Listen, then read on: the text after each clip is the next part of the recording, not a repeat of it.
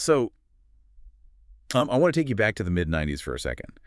There was this orthopedic surgeon, Dr. Bruce Moseley. Right, down at the Houston VA Medical Center. Yeah, exactly. And he basically decides to run this experiment that, honestly, completely upends everything we understand about human limitation. It really is wild when you actually look at the data. It's staggering. Yeah. So he takes this group of patients, and these aren't just people with like a minor ache. They have severe, totally debilitating osteoarthritis of the knee. Right, the kind of chronic agony where you can barely even walk down a flight of stairs. Exactly. So he wheels them into an operating room, puts them under anesthesia, and makes 3 strategic incisions right around their knees. Standard procedure so far. Right.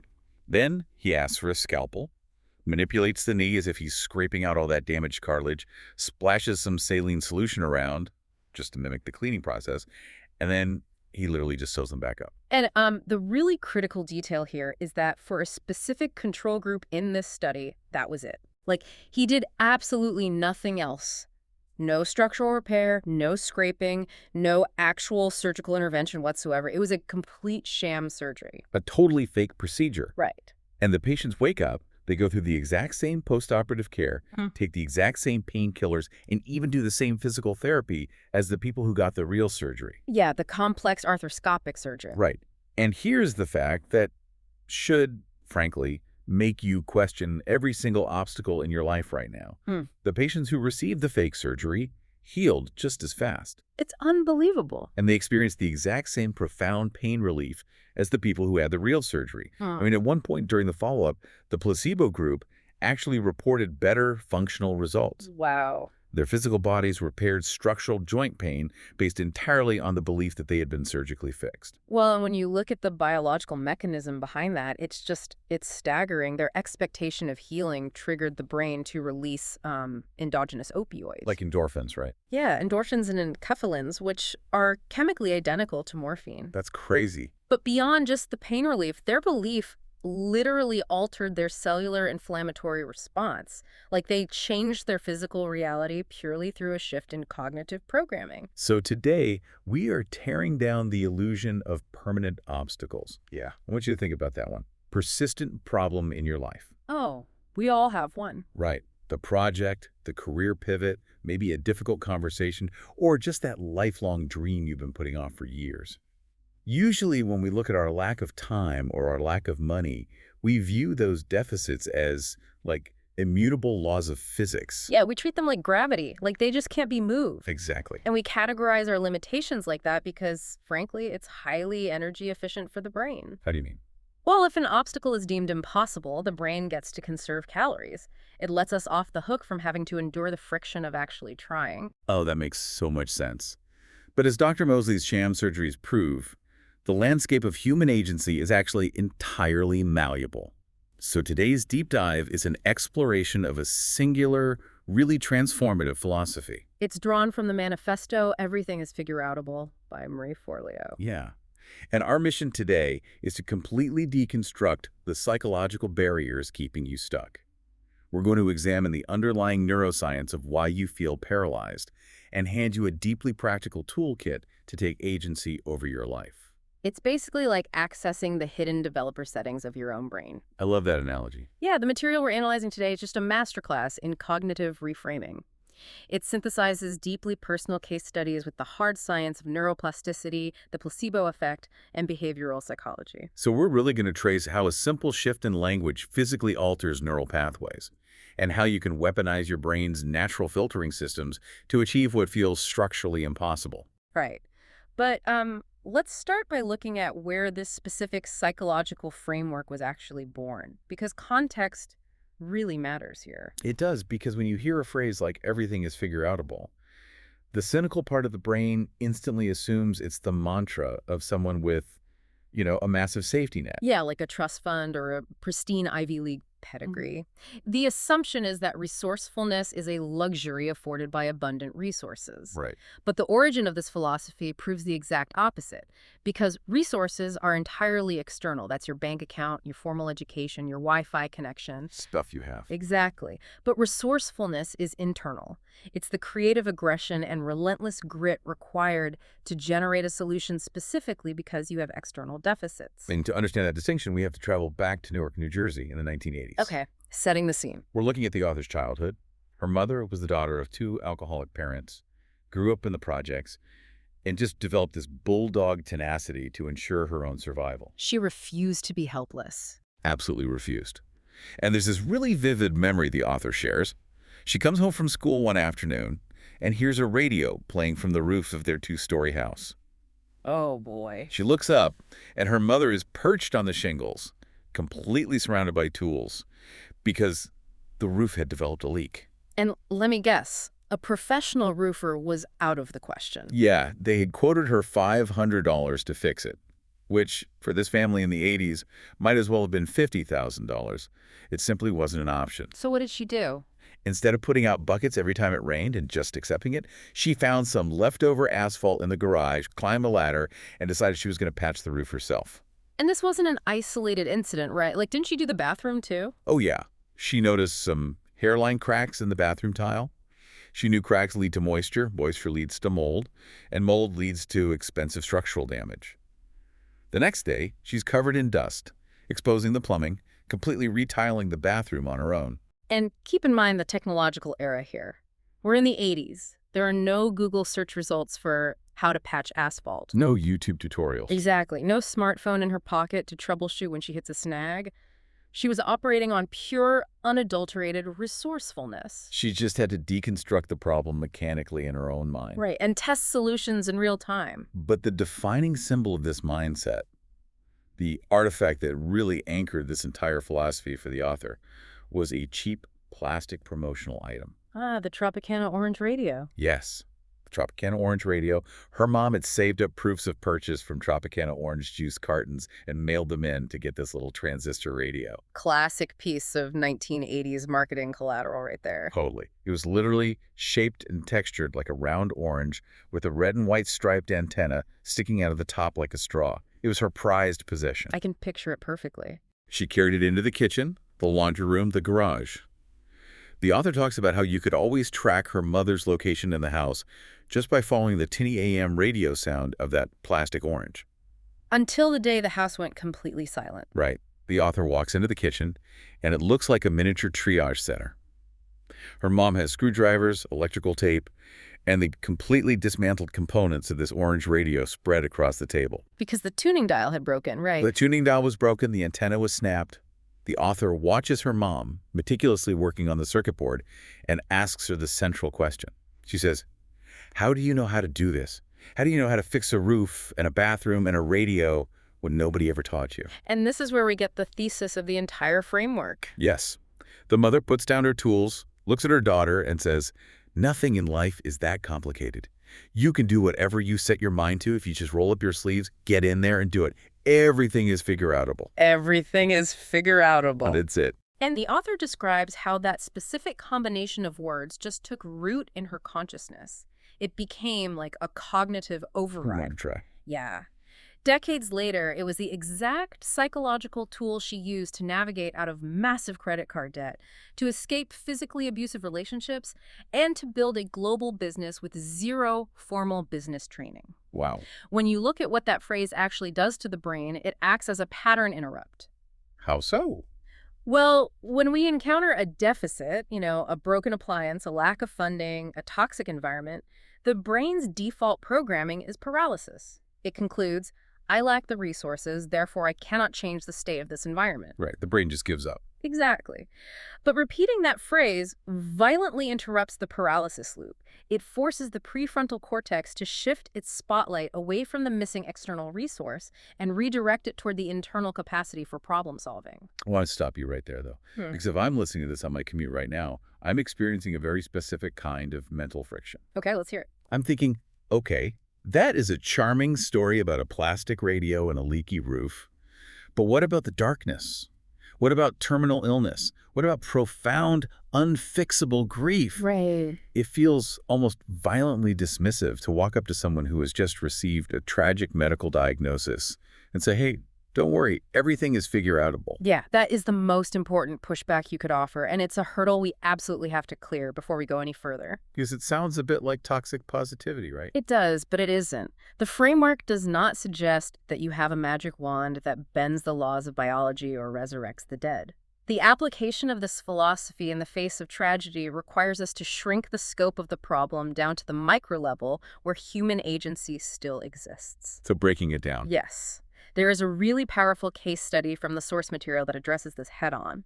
A woman living in a highly rural part of New Zealand found out her mother had been diagnosed with terminal pancreatic cancer, Oh, that's awful. and the mother had only weeks to live.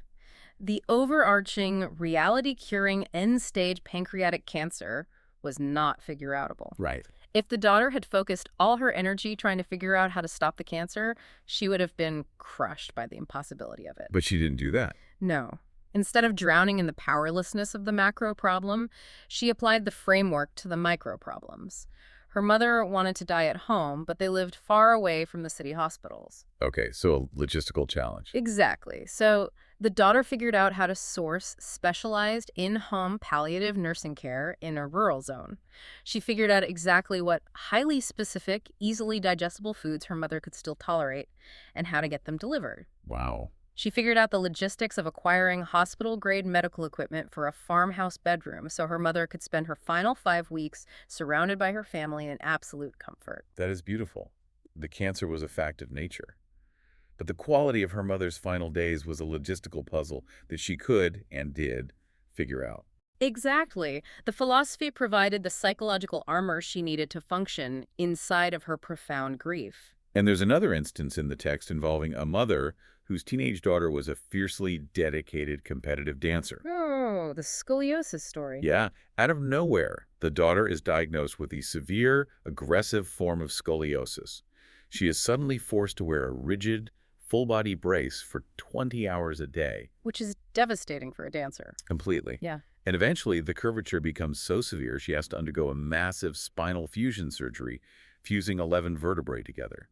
Her competitive dancing career is instantly, permanently over. And the mother described spending nights weeping, just completely devastated for her daughter's lost identity, but then she actively deployed this mindset. Right. She realized the goal was never magically unfuse my daughter's spine. Because that's biologically impossible. Exactly. The true underlying goal was, I want my daughter to have a deeply fulfilling, beautiful, confident life.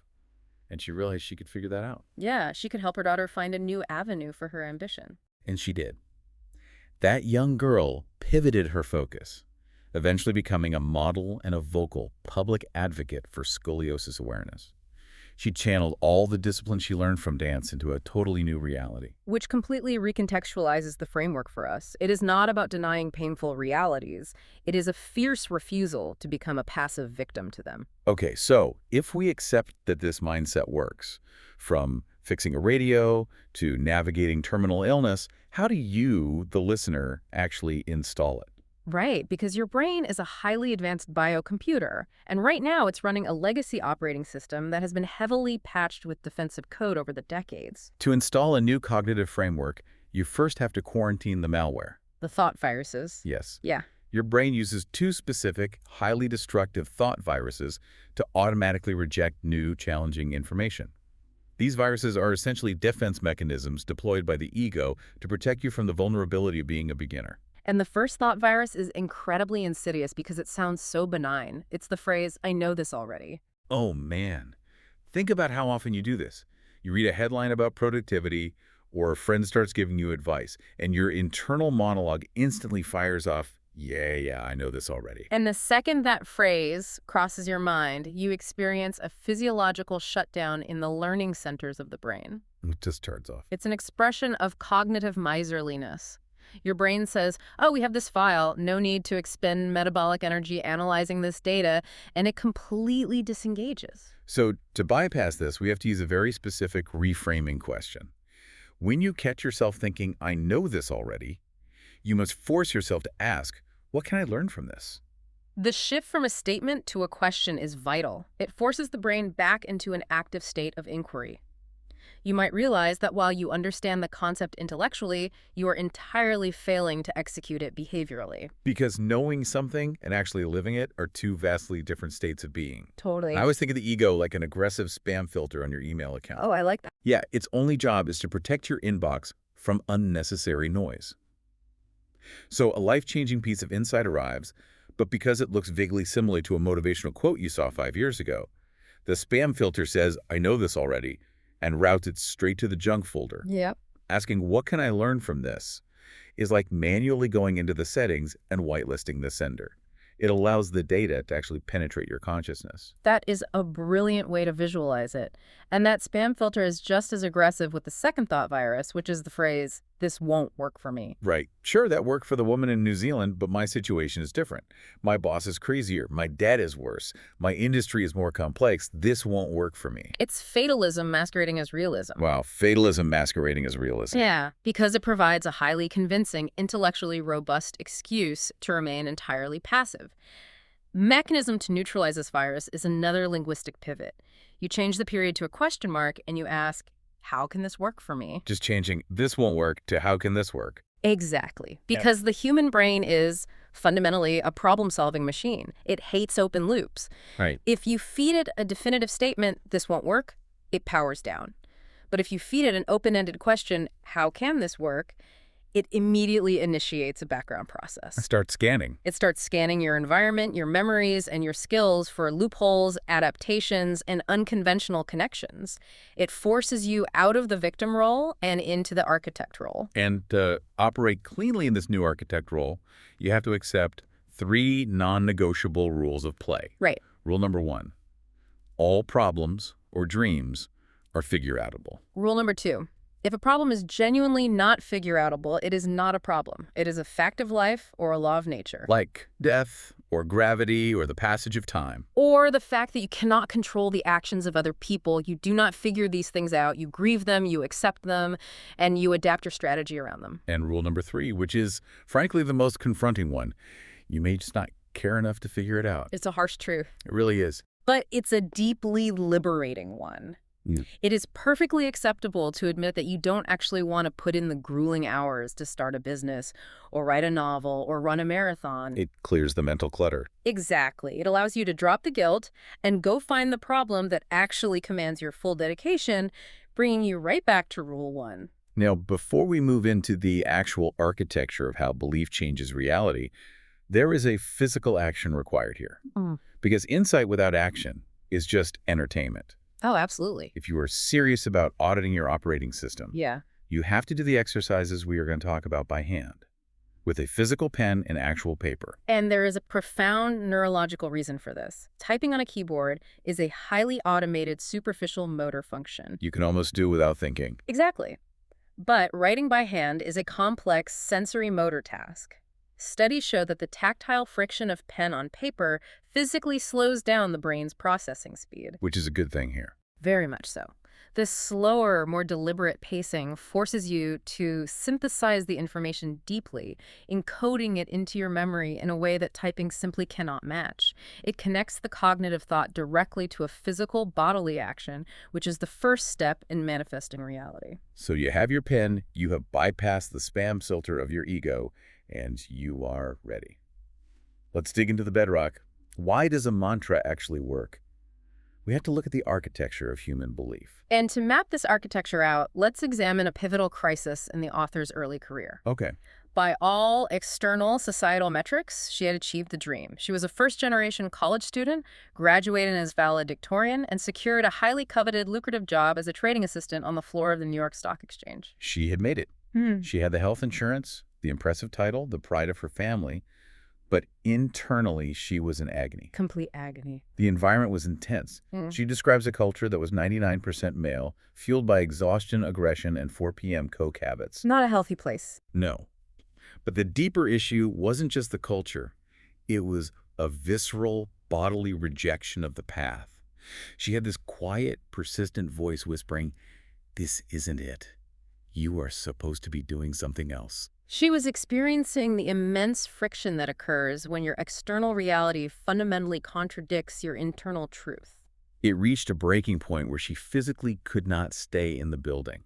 She ran off the trading floor feeling nauseous and ended up sitting on the stone steps of Trinity Church in Lower Manhattan, sobbing into her flip phone. She calls her father. Yeah, she calls him and she's terrified because quitting means giving up the only security she has, with no backup plan, while sitting on a mountain of student debt. And her father had been working blue-collar jobs since he was 9 years old. He possessed a very different belief system about labor and survival. So what did he tell her? He listened to her panic, and then he said, "You've always been a hard worker. You'll figure out a way to pay your bills. You have to find something you really love doing." Wow. That single sentence gave her the psychological permission to quit. Which ultimately led her on a bizarre, winding path to becoming one of the pioneers of the modern life coaching industry. But the mechanics of how she changed her life, how any of us change our material reality, is governed by a very specific creation formula. Right, the causal chain of reality generation, it flows in a very strict order. Walk us through it. It goes like this. Belief dictates thought. Thought dictates feeling. Feeling dictates behavior. Behavior dictates result. Everything in your physical environment right now, the car you are driving, the smartphone in your pocket, the building you are sitting in, started as a formless electrical impulse in someone's brain, a thought. But thoughts are not random. They are the byproduct of underlying belief. A belief is simply a thought that you have subconsciously or consciously decided is an absolute, unquestionable fact. Right. If you want to change the ultimate result, trying to change your behavior is exhausting, and it's usually temporary if you don't trace the chain all the way back up to the foundational belief. And when we talk about belief-altering reality, we are not just talking about having the confidence to change careers. We are talking about belief rearranging your cellular biology. Which brings us back to Dr. Mosley's sham surgeries we talked about at the beginning. It is the ultimate manifestation of the creation formula. The patients held a concrete belief that they had undergone structural repair. That belief generated a thought that their knee was now healthy. Right. That thought produced a feeling of relief and expectation. That feeling triggered the behavior of the brain, releasing endogenous opioids and altering the localized inflammatory response. And the final result was physical healing from a fake surgery. The expectation of the cure actually became the cure. Exactly. But there is an even more extreme example that shows how belief can generate physical harm, not just healing. Yes, the study in the Kyushu Journal of Medical Science. Right, involving the Japanese lacquer tree. For context, the Japanese lacquer tree contains urushiol. Which is the exact same compound found in poison ivy? Exactly. It causes a severe, blistering, incredibly itchy contact dermatitis. So the researchers took a group of 13 boys who were known to be highly severely allergic to this tree. And they blindfolded the boys. Yep. They blindfolded them and told them they were going to rub the poisonous lacquer leaves on their left arms. But they lied. They lied. They actually took completely harmless, non-toxic leaves from a chestnut tree and rubbed those on the boys' arms. And what happened? Within minutes, all 13 boys developed severe redness.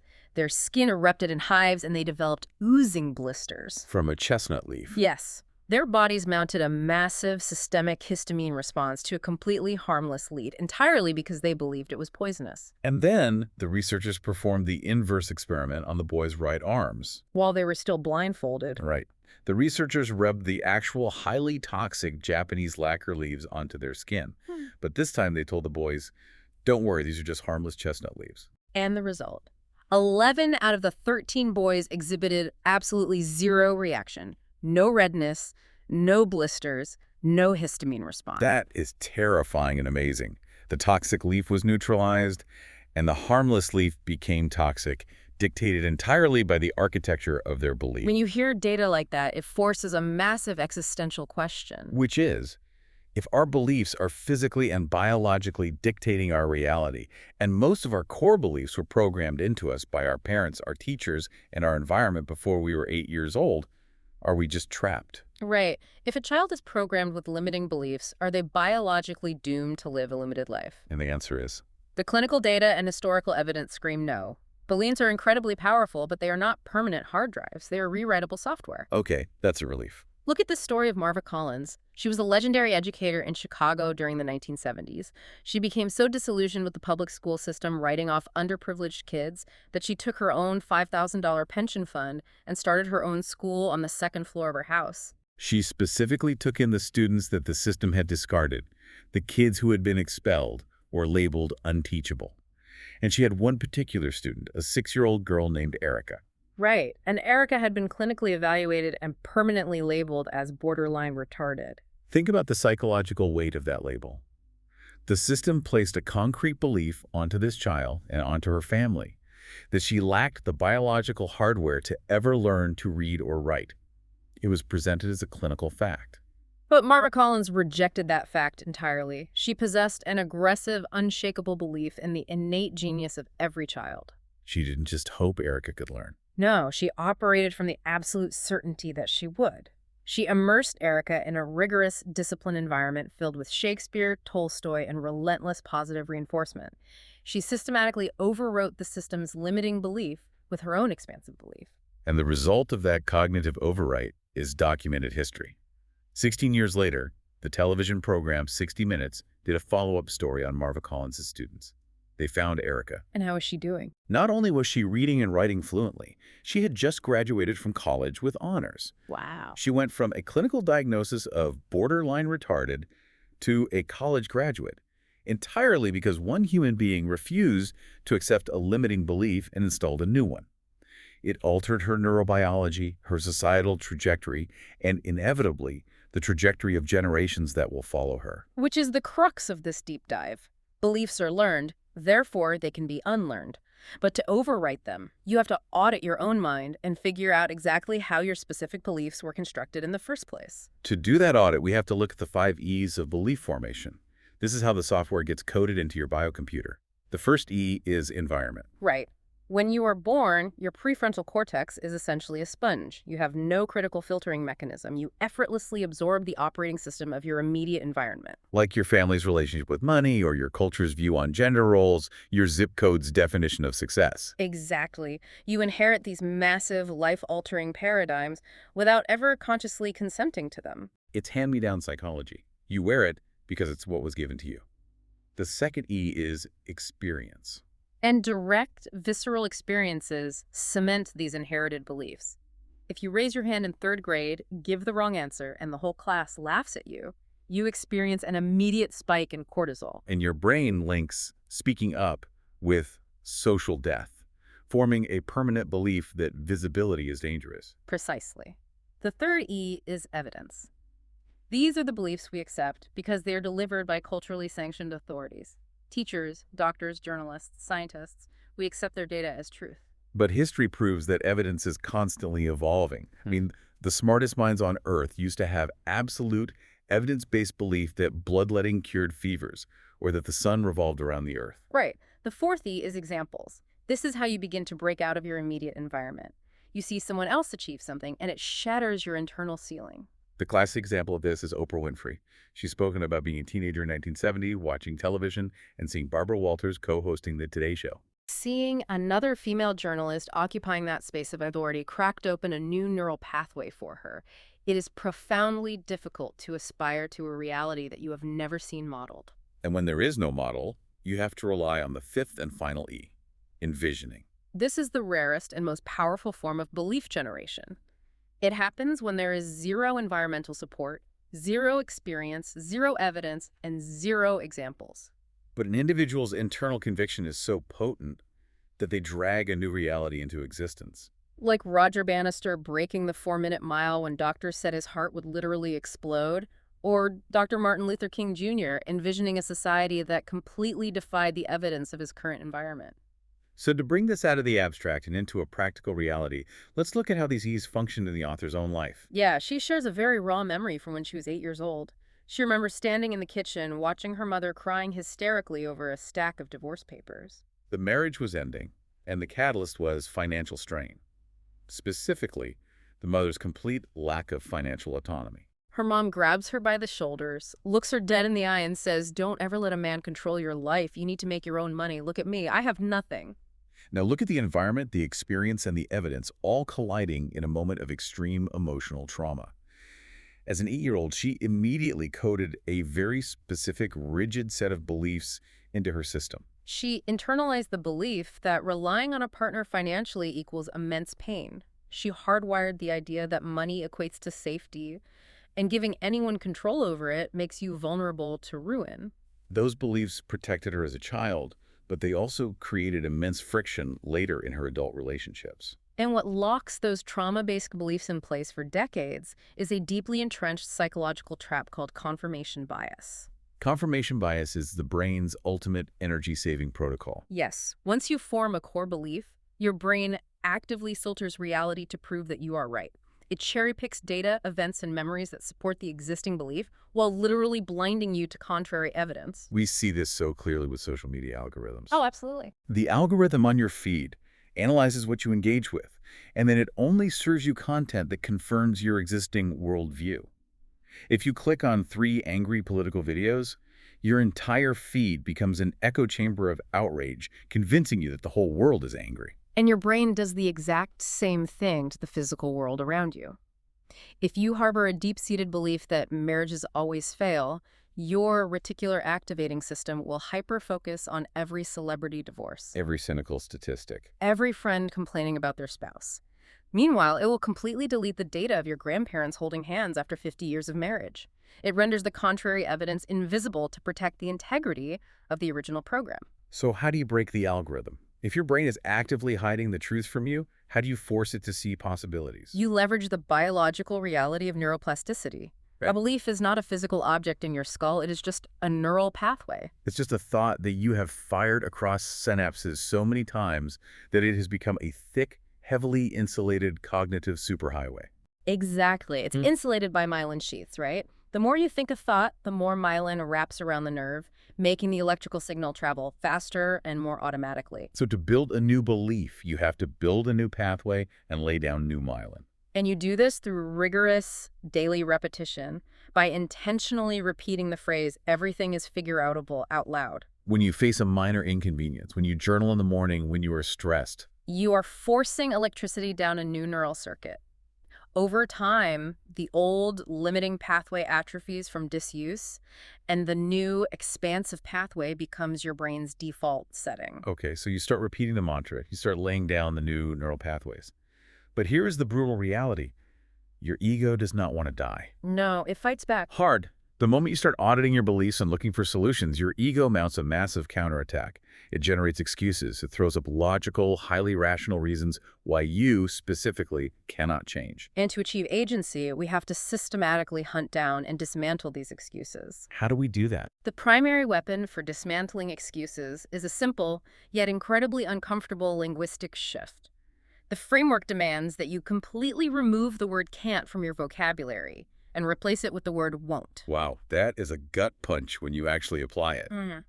We use the word can't constantly to deflect responsibility. I can't wake up early to work out. I can't find time to start that side hustle. I can't forgive them. When you say can't, you are declaring yourself a helpless victim of physics or circumstance. You are saying you lack the biological capacity to perform the action. But swap the word.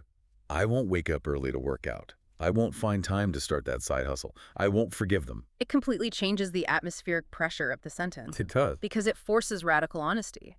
Saying won't means you possess the capacity, but you are actively choosing not to execute it. It means it simply isn't a high enough priority for you to sacrifice your comfort. Admitting I won't doesn't make you a failure. It makes you self-aware. It reestablishes that you are the one making the choice, placing the agency firmly back in your control. Which leads us directly into the core philosophy of taking 100% responsibility for your life.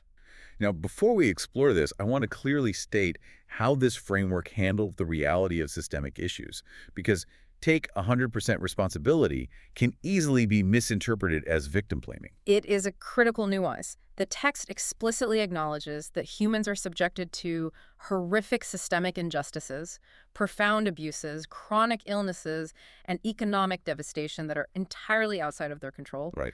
Taking 100% responsibility does not mean you are to blame for the trauma inflicted upon you.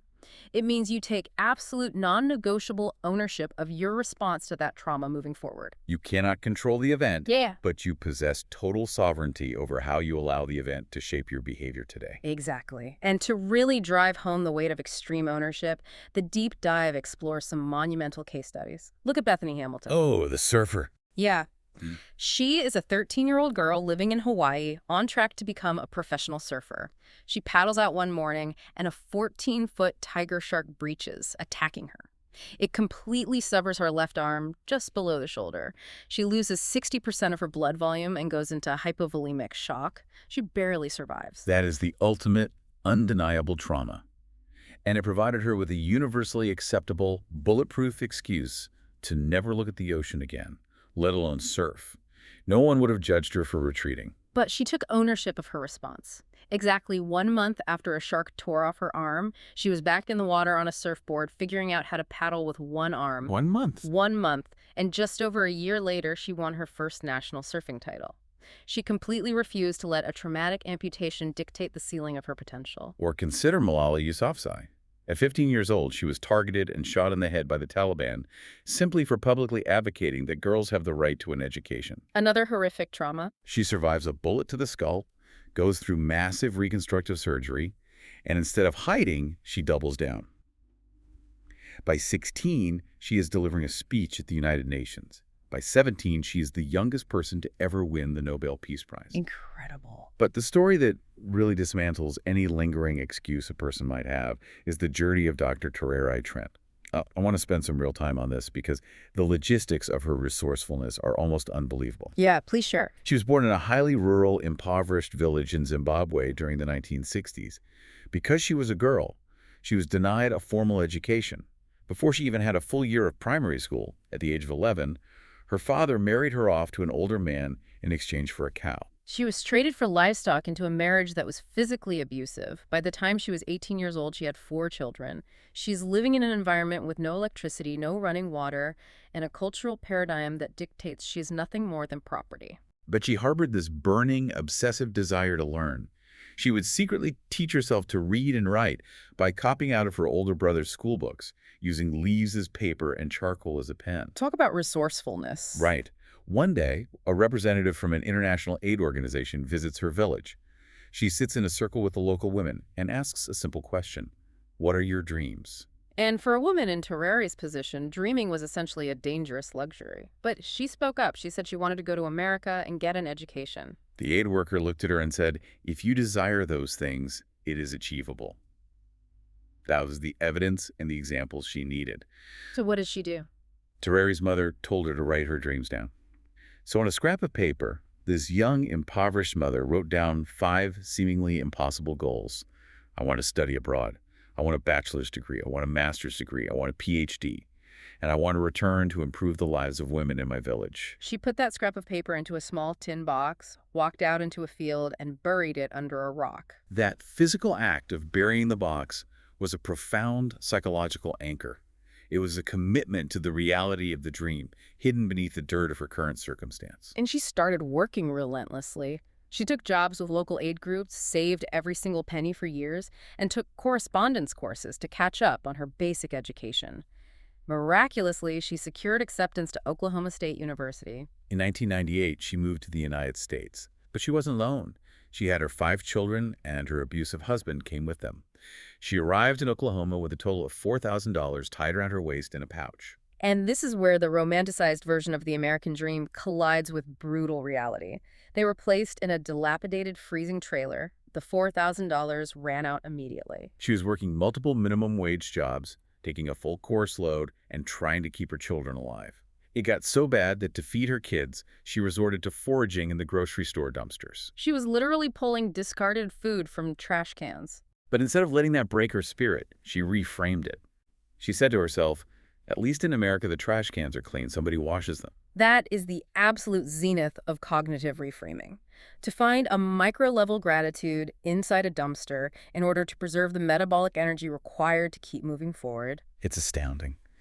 She eventually navigated the legal system to get her abusive husband deported back to Zimbabwe. She worked, she studied, and she raised her kids. In 2001, she earned her bachelor's. In 2003, her master's. And in 2009, she earned her PhD, officially becoming Dr. Tererai Trent. And every single time she achieved one of those degrees, she saved up, flew back to her village in Zimbabwe, walked out into the field, dug up the rusty tin box, and physically checked off the goal on that scrap of paper. It is a stunning testament to the sheer force of human will. It really is. But I have to be honest here. Hearing that story, my brain does two things simultaneously. First, I'm deeply, profoundly inspired. But then, almost immediately, I feel this wave of guilt, and my brain uses her trauma as an excuse to invalidate my own stress. Ah, the comparison trap. Yeah.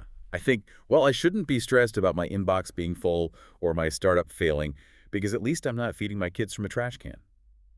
Isn't it paralyzing to constantly compare our mundane friction to these stories of extreme survival? That reaction is incredibly common, and it's vital to process it correctly. The framework explicitly warns against playing the trauma Olympics. Comparison is always a losing game because it weaponizes someone else's suffering against your own valid reality. Your stress is real. Your burnout is real. The purpose of analyzing Dr. Trent or Bethany Hamilton is not to shame you for your daily struggles. Then what is the tactical purpose of these extreme examples? It is to deprive your mundane excuses of their structural integrity. When you see someone navigate profound, systemic horror without surrendering their agency, it completely neutralizes your brain's argument that a lack of capital or a busy schedule is a permanent barrier. It proves that the human operating system is capable of navigating through a brick wall. Exactly. If Dr. Trent can figure out a PhD from a starting line of zero education and extreme poverty, you can absolutely figure out how to carve out 45 minutes a day to write your business plan. It's about leveraging their triumph as fuel, not as a bludgeon against yourself. Okay, that clarifies it. We are minimizing our problems. We are maximizing our perception of our own capabilities. So let's take that amplified capability and aim it directly at the two most common culturally accepted excuses that hold everyone back. The twin myths: I don't have the time and I don't have the money. Let's dismantle the time myth first. The text challenges the reader to engage in a highly revealing, slightly painful exercise, a 7-day time tracking audit. You must document every single minute of your day for a week. The ultimate goal is to locate and free up 2 hours of hidden time every single day. Finding 2 hours sounds mathematically impossible to someone working a full-time job with kids, but the math on opportunity cost is terrifying. Let's just look at screen time. If you waste just 30 minutes a day mindlessly scrolling on your phone, just 30 minutes, that equates to over 182 hours over the course of a year. That is 22 full 8-hour workdays. You are losing nearly an entire month of productive work hours every single year to a 30-minute daily doom scroll. To understand why it is so hard to stop, we have to look at behavioral psychology, specifically B.F. Skinner's research on variable reward schedules. Technology companies intentionally engineer our devices to mimic the psychology of a slot machine. The slot machine effect. Exactly. When you pull to refresh your email or social media feed, you don't know what you're going to get. It might be nothing, it might be a stressful work email, or it might be a highly validating text message. That unpredictability causes a massive spike in dopamine in anticipation of the reward. It creates a neurological feedback loop that hooks your attention and fractures your deep focus. You aren't just losing time, you are losing your cognitive stamina. To break that dopamine loop, the solutions required a level of ruthlessness. The framework suggests going on a strict media fast, putting your email on an autoresponder, and only checking it at 12 p.m. and 4 p.m. Going into your phone settings and physically deleting all non-essential notifications, no banners, no dings, no red bubbles. You have to aggressively reclaim the sovereignty of your own attention. And beyond technology, there are massive time drains in our daily logistics, particularly around food. We harbor this persistent cultural myth that grabbing fast food is a necessary time and money saver for busy people. The text shatters this myth by citing a brilliantly simple op-ed by Mark Bittman from the New York Times. He did a direct comparison on the supposed efficiency of junk food. What did he find? He calculated that feeding a family of 4, a typical meal at McDonald's, cost roughly $28 at the time of the article. Then he went to the grocery store. He found that cooking a wholesome meal of a whole roast chicken with vegetables and a salad cost only $14. Cooking a staple meal of rice and beans with bacon cost about $9. So it's definitively cheaper. But what about the time? People go to the drive-thru to save time. Bittman argued that when you factor in the time it takes to drive to the fast food restaurant, sit in the drive-thru line, order, pay, and drive home, you could have easily prepped and cooked a basic, healthy meal. That makes total sense. And if you embrace batch cooking, spending 3 hours on a Sunday prepping massive quantities of rice, beans, and proteins, you entirely eliminate the daily friction of deciding what to eat and cooking it from scratch. You reclaim hours of decision-making energy every single week. I think about time like an overstuffed suitcase. Okay, lay it out. When you are packing for a trip and you can't get the zipper to close, your immediate panicked reaction is, I need a bigger suitcase. I need more time. I need a 26-hour day. But the truth is, the suitcase is fine. Right. The problem is you've packed 3 heavy winter coats for a beach vacation. You don't need a bigger suitcase. You need to pull the garbage out. You have to unpack the scrolling, the mindless television, and the highly inefficient daily routines. Once you ruthlessly unpack the time myth, you are inevitably confronted with the second massive barrier, the money myth, the belief that I simply cannot afford to chase this dream. Which brings us right back to the distinction between resources and resourcefulness. If you are truly committed, you manipulate your reality to generate the capital. You take on a brutal side hustle for 6 months, you downsize from a nice apartment to a tiny studio, you sell the clothes you aren't wearing, but beyond just grinding, it's about lateral thinking. The text highlights an incredible story of lateral thinking regarding the cost of higher education. Gabrielle McCormick was a talented athlete who secured a full-ride college basketball scholarship. But shortly before she was supposed to go, she severely ruptured her Achilles tendon. The university pulled the scholarship. So she is facing massive tuition bills that she cannot pay. The standard response is to either take on 6 figures of crippling student loan debt or just give up on going to college altogether. But Gabrielle leaned into resourcefulness.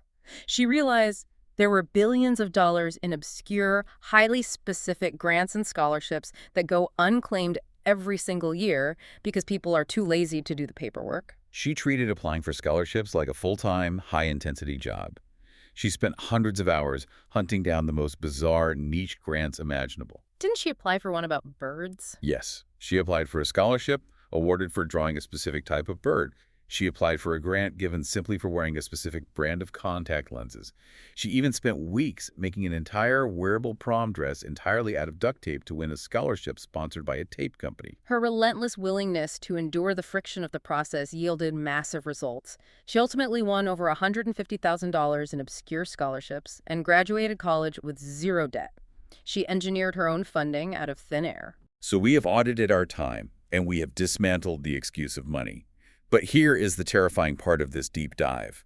Once you strip away the rationalizations, once you admit that you do have 2 hours a day and you can generate the capital if you hustle, you are left completely naked. You are exposed to the final, true emotional wall that was hiding behind all those excuses: fear. The pure, unadulterated terror of actually trying and potentially humiliating yourself. How do we navigate the fear of failure when we no longer have excuses to hide behind? To understand how to metabolize fear, the author shares a very visceral story about a vacation in Sicily. It was a scorching hot day, and she decided to rent a heavy 250-pound Vespa scooter to navigate the coastal roads. She's riding down this picturesque road, feeling confident, when suddenly traffic stops abruptly in front of her. In a moment of panic, she squeezes both the front and back handbrakes as hard as she can simultaneously. Which is a recipe for disaster on a scooter. The physics take over. The scooter violently bucks, the wheels lock, and she flips the entire 250-pound machine, crashing hard onto the blazing asphalt. She is lying there with scraped knees, traffic backed up behind her, feeling an overwhelming wave of public humiliation and physical shock. The owner of the scooter rental agency rushes over, picks up the bike, and suggests she just ride on the back of her partner's scooter for the rest of the day. It is the ultimate invitation to retreat into the comfort zone. Her body is surging with adrenaline and cortisol. Every biological instinct is screaming at her to never touch a scooter again. But she realizes that if she gets on the back of her partner's bike, that terror will calcify in her nervous system permanently. She made a conscious, highly uncomfortable decision to get back on the driver's seat of her own scooter immediately. She drove slowly, her hands shaking, forcing her brain to process the trauma in real time. She recognized a fundamental truth about human psychology. Action is the only compound that effectively metabolizes fear. We have this cultural misconception that fear is a dragon we have to slay before we can begin the quest. We think, once I feel brave, then I will launch the business. But bravery isn't the absence of fear. Bravery is taking action while the fear is actively flooding your system. Waiting for the fear to disappear is a trap because if the goal actually matters to you, The fear will never, ever leave. The author Stephen Pressfield, who wrote The War of Art, provides a profound reframe on this. He suggests that fear is not a warning sign to stop. It is actually the soul's GPS system. The soul's GPS. He argues that the more terrified we are of a specific calling or project, the more certain we can be that we absolutely have to do it. The volume of the fear is directly proportionate to the importance of the growth that awaits us on the other side. So, if you are paralyzed by the thought of pitching your screenplay or asking for a promotion, that terror is actually a massive green light. It is your biology confirming that this action is tied to your highest potential. But conceptually, knowing that fear is good doesn't stop your heart from pounding. No, it doesn't. The framework offers a deeply practical tool for this, called Fear Taming 101. It is a cognitive behavioral technique designed to move fear from the amygdala, the emotional, panicked center of the brain, into the prefrontal cortex, the center of logic and strategy. You take a piece of paper and explicitly write down the absolute worst-case scenario. Be brutally. The moment you write down the recovery plan, the paralyzing terror dissipates. You realize that while the worst-case scenario is painful and humiliating, it is not fatal. You have a safety net, even if it's an uncomfortable one.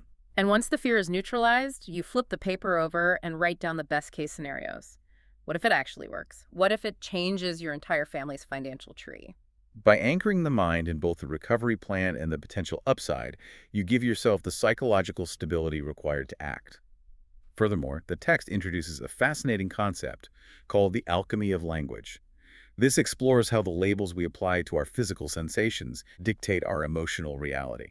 The Bruce Springsteen example here is legendary. Springsteen has talked about how even after decades of performing, right before he walks out onto a stadium stage, he experiences intense physiological symptoms. His heart hammers against his ribs, his hands sweat profusely, his stomach completely ties itself in knots. If an average person experienced those exact physical symptoms before a public speaking event, their brain would instantly label that physiological state as crippling panic. They would assume their body was telling them they were in danger. But Springsteen labels those exact same biological symptoms differently. He calls it excitement. He tells himself, this is my body flooding my system with the energy and oxygen I need to deliver a legendary rock and roll performance. The physical biology of terror and the physical biology of extreme excitement are virtually identical. The only difference is the cognitive label we staple to the sensation. The framework suggests taking this a step further by using absurdity to strip fear of its dignity. How so? When you feel that tightening in your chest, instead of saying, I am experiencing severe anxiety, you rename the feeling something utterly ridiculous. You say, oh, I'm feeling a lot of shushy right now, or I've got a bad case of the jamblies. It sounds absurd, but you cannot maintain a state of profound existential dread when you are diagnosing yourself with the jamblies. It breaks the hypnotic trance of the terror. It introduces levity, which instantly lowers your cortisol levels. It really works. But I need to challenge this because there is a dangerous line here. What if the fear you are feeling isn't just imposter syndrome? What if it is a genuine, deep-seated intuition warning you that a situation is toxic? What if your gut is screaming at you not to sign a bad business partnership or not to move in with a partner who exhibits red flags? How do you know the difference between the fear you should push through and the intuition you must obey? It is a critical distinction, and the framework provides a highly specific somatic test to differentiate between the two. When you are faced with a massive decision, you have to get quiet, bypass the chatter of your logical brain, and ask your physical body a single question. Does saying yes to this make me feel expansive or contracted? Expansive versus contracted, what does that actually feel like biologically? You focus strictly on the immediate nonverbal physiological response. When you think about saying yes, does your chest feel light? Does your posture naturally open up? Do you feel a fluttery, forward-leaning energy, even if it is accompanied by nervousness? That is expansion. That is the vagus nerve signaling safety and growth. That is the fear of stepping into a bigger version of yourself. The contraction feels entirely different. Contraction is heavy. If you think about signing that deal, and your stomach drops, your jaw clenches, and your chest physically tightens in a feeling of dread, that is your autonomic nervous system sounding the alarm. Your body is picking up on micro-cues of danger that your conscious brain hasn't processed yet. That contraction is your intuition begging you to walk away. The body always holds the ultimate intelligence. You just have to learn its vocabulary. So you've managed the fear. You know how to read your body's signals of expansion. You are primed and ready to act. But this creates a new vacuum. You are no longer running away from your fears, but if you don't know what you are running toward, your brain just spins its wheels. How does the brain actually lock on to a new target? This brings us to the science of clarity. And there is a cardinal rule that must be adopted here. Clarity comes from engagement, not from thought. You cannot sit on your couch, staring at the ceiling, trying to think your way into a new life. Action precedes clarity, not the other way around. To understand why engagement is so critical, we have to look at the neurological hardware of the brain, specifically a cluster of nerves in the brainstem called the reticular activating system, or the RAS. The RAS is essentially the brain's ultimate bouncer, or, going back to our earlier metaphor, the most advanced spam filter ever created. At any given second, your nervous system is bombarded by roughly 11 million bits of sensory information. The temperature of the air, the hum of the refrigerator, the colors in your peripheral vision. But your conscious mind can only process about 50 bits of information per second. If you tried to process all 11 million bits, your brain would instantly short-circuit. So the RAS filters out 99.9% of the noise, only allowing data that it deems absolutely vital to your survival or your stated goals to reach your conscious awareness. It is why you can be in a loud, crowded restaurant, completely tuning out the roar of 100 conversations, but the second someone mentions your name on the other side of the room, you instantly hear it. Your RAS was programmed to constantly stand for your name. And here is the superpower. You can consciously program your RAS to hunt for your dreams. Once you clearly define a goal, you upload a new target into the RAS. It will immediately begin subconsciously scanning your environment 24/7, hunting for solutions, resources, and opportunities related to that specific goal. Suddenly, you start noticing a book on a shelf that perfectly addresses your business problem. You start overhearing conversations on the subway about the exact industry you want to transition into. It feels like the universe is magically providing synchronicities, but it is pure biology. The opportunities were always there. Your RAS was just filtering them out because you hadn't deemed them important yet. To program the RAS effectively, the framework highlights a crucial study by Dr. Gail Matthews from Dominican University. She conducted extensive research on goal setting and found a staggeringly simple biological hack. Individuals who simply physically wrote their goals down on paper were 42% more likely to achieve them than those who merely thought about them. The physical act of writing takes the abstract desire floating in your prefrontal cortex and concretizes it. It provides the RAS with a highly specific, undeniable set of coordinates to lock onto. And once the RAS is locked on, the key is relentless, long-term engagement, even when the external evidence suggests it is hopeless. The text illustrates this with the deeply moving multi-decade journey of the actress Laverne Cox. Her story is a masterclass in maintaining a target against astronomical odds. She grew up in Mobile, Alabama, where she was bullied relentlessly, chased home from school daily for not conforming to traditional gender norms. She found her only solace and sense of safety in the structured world of dance and performing. She eventually moves to New York City to pursue acting. She arrives with zero money and zero connections. She was working grueling hours in clubs and restaurants, constantly facing severe harassment and danger on the streets as a trans woman in the 90s and early 2000s. She's auditioning constantly, but the industry simply does not have roles written for her. But in 2007, a massive shift occurs. She sees an actress named Candace Kane cast in a recurring role on a primetime television show. This goes back to the E for examples in our belief formation. Seeing Candace Kane crack the ceiling, it provided the biological proof that her dream was structurally possible. Exactly. It supercharged her RAS. She immediately engaged. She didn't wait for an agent. She printed out 500 postcards with her headshot and mailed them to every casting director in the city. Out of 500 postcards, she got exactly 4 meetings. The rejection rate was brutal. By 2012, after 19 years of struggling, training, and surviving in New York, she hit a wall. She hadn't booked an acting job in a year. The friction became so intense that she decided to surrender. She bought the study books for the GRE, planning to abandon acting and go to grad school. But she took those study books on a trip, looked at the material, and realized her body was in total contraction. Her intuition screamed that grad school wasn't her path. She recommitted to the vision. She set a highly specific written goal to land a recurring role on a television show that year. She locked the target back into her RAS. And that very year, she received the audition for a new streaming show called Orange is the New Black. She booked the role of Sophia Bursett, becoming a global icon and the first openly transgender person to be nominated for a Primetime Emmy in an acting category. 19 years of relentless, agonizing engagement with her dream, refusing to dilute her unique identity to fit the market. Hearing a 19-year timeline can be intimidating if you don't even know what your dream is yet. To help listeners find that initial spark of clarity, the framework suggests a highly effective low-stakes brainstorming game called Wouldn't It Be Cool If? It is designed to bypass the hypercritical, logical part of the brain that immediately demands to know how something will be accomplished before you even decide what you want to do. It's like taking the parking brake off your imagination. You sit down with a notebook and you just rapid-fire finish that sentence. Wouldn't it be cool if I lived in a farmhouse in Spain for a year? Wouldn't it be cool if I wrote a sci-fi novel about AI? Wouldn't it be cool if I learned to weld? You do not censor the ideas. You don't worry about the logistics. You just let your nervous system react to the possibilities, feeling for that somatic sense of expansion. And once you identify the what that causes that expansion, you enter the final, most treacherous phase of the framework, taking the leap before you are fully prepared. Because the ultimate trap, the place where most dreams quietly die, is in the endless cycle of preparation. The author experienced this paralysis firsthand. She had been taking a beginner's jazz class at the Broadway Dance Center in New York. She was older than the other dancers, she had less flexibility, and she vividly recalls standing in the back row weeping out of sheer frustration because she felt so hopelessly behind. But instead of quitting, she pivoted. She started taking hip-hop fitness classes at a local crunch gym.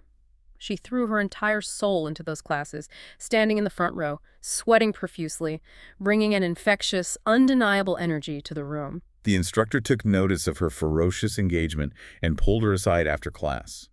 She told the author, "You have an incredible energy. You need to audition to become an instructor here." The author was immediately hit with massive cognitive dissonance.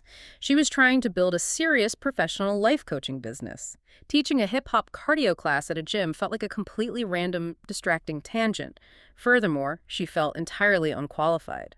She was agonizing over the decision, so she deployed a mental model she calls the 10-year test. It is a form of strategic future tripping. You mentally project yourself 10 years into the future, and looking back at this exact moment, you ask yourself, will I regret not doing this? It clarifies the decision instantly by removing the short-term fear of embarrassment and replacing it with the long-term, far more painful fear of regret. Her visceral answer was yes.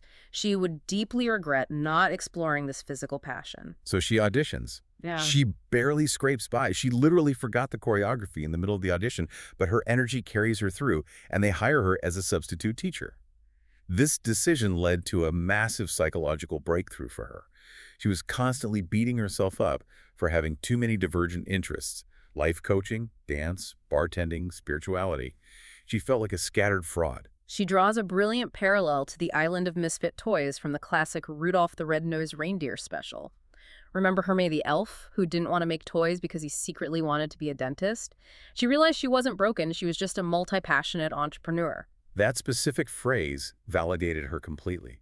It gave her permission to weave multiple, seemingly unconnected disciplines into a singular, highly unique career tapestry, rather than amputating parts of her personality to fit into a specialized corporate box. And fiercely leaning into that multi-passionate identity yielded an unexpected, massive opportunity. An MTV producer happened to be taking one of her high-energy gym classes. He loved her vibe and invited her to interview for a choreography and producing role at the MTV studios. This is the ultimate test of starting before you are ready. She walks up to the massive Viacom building in Times Square. The imposter syndrome hits her so hard that she literally stands on the sidewalk debating whether to lean over a public trash can and throw up. Her brain is screaming at her that she is a fraud, that she has no formal choreography resume, and that she is about to be humiliated in a corporate boardroom. Her biological fear response was telling her to flee. But she recognized the fear as GPS. She walked into the building anyway. She pitched herself authentically, and that single decision to step into the room before she felt ready catapulted her career onto a global stage. To help the listener execute this leap, the framework outlines 3 explicit tactical rules for starting before you are ready. Rule number 1, beware of procrastination disguised as research. This is the most insidious form of hiding for smart people. Reading one more business book, watching 5 more YouTube tutorials on podcasting, or tweaking your logo font for the 20th time feels productive. It releases dopamine, but it is entirely hollow. It is just your ego protecting you from the vulnerability of actually launching the product and receiving feedback. Rule number 2, You have to get skin in the game. You have to leverage behavioral economics, specifically the concept of loss aversion. Human beings are biologically wired to work much harder to avoid losing something than they are to gain something. You manipulate this trait by putting something highly valuable at risk. You publicly announce your launch date to your entire network. You invest a painful amount of your own capital into the project. Or you use negative reinforcement by paying an anti-charity. Oh, the anti-charity is brutal but brilliant. You give a trusted friend $500. You tell them, if I do not finish the first draft of my script by Friday, you must donate this money to a political cause or organization that I completely despise. The sheer visceral anger of funding your ideological opposite will force you to sit down and write the pages. It artificially creates the necessary stakes. And rule number 3 is the conscious daily commitment to shift from the comfort zone into the growth zone. The comfort zone feels safe, but it is biologically stagnant. The growth zone is inherently awkward, exhausting, and filled with errors, but it is the only geographical location where the acquisition of new skills actually occurs. But let me ask the final, most terrifying question. Is there ever a scenario where starting before you're ready is just foolishly reckless? What happens if you take the leap, you risk the capital, you endure the fear, and you completely catastrophically fail? Doesn't that permanently damage your belief system? That fear is rooted in what the framework calls the progress myth.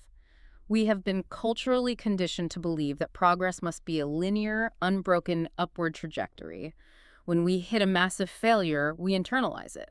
We think, I failed, therefore I am a failure. We fuse the event with our identity. Exactly, but the text quotes Judge Victoria Pratt, who delivers a profound ruling on this concept. She states that failure is simply an event, it is not a characteristic. You physically cannot be a failure. To neurologically rewire how you process a massive setback, the framework redefines the word fail as an acronym. Faithful attempt in learning. Faithful attempt in learning. When you adopt that acronym, the entire paradigm shifts. A failure is no longer an indictment of your worth. It is merely a data collection point. You took an action, the market or the environment gave you harsh feedback, and now you possess the highly specific data required to adjust your strategy. When you view reality through that lens, the paralyzing risk of starting before you're ready completely evaporates. You either win or you learn the exact code needed for the next iteration. But as long as you continue to engage, you never actually lose. You win or you learn, but you never lose. That completely dismantles the terror of the leap. So, let's pull all of this complex machinery together. We have journeyed from the roof in Newark to the sham surgeries in Houston, tracing exactly how our beliefs physically construct our reality. We learned to bypass our ego spam filter. We dropped the word can't and replaced it with won't to reclaim 100% responsibility over our response to life. We systematically unpacked the heavy suitcases of our time and money mix. We redefined fear from a monster into a biological GPS system guiding us toward our highest potential. We programmed our reticular activating system by getting crystal clear on our targets. And finally, we committed to leaping into the awkward, messy growth zone long before we ever feel perfectly ready. It is a dense, comprehensive, and scientifically grounded framework for entirely reclaiming your agency in a chaotic world. I want to leave you, the listener, with one final provocative thought to mull over today. We just talked about how failure is merely a faithful attempt in learning. But I want you to push that concept even further. Consider the massive, immovable obstacle sitting in front of you right now, the one causing you so much stress. What if that obstacle isn't a mistake in your path? What if it wasn't placed there to stop you? What if it was placed there specifically for you? Exactly. What if that exact problem was perfectly tailored, highly engineered to force you to develop the exact specific skill you're going to desperately need to survive your ultimate dream once you actually achieve it? If you look at your current struggle through that lens, if you realize you are just in the gym, unlocking the developer settings of your own brain to learn the required code for your future, how does your next step change? A profound perspective shift that turns the obstacle into the vehicle. Thank you for joining us on this massive architectural deep dive into the human operating system. Remember, no matter what specific friction you are facing today, tomorrow, or a decade from now, everything, truly everything, is figureoutable. See you next time.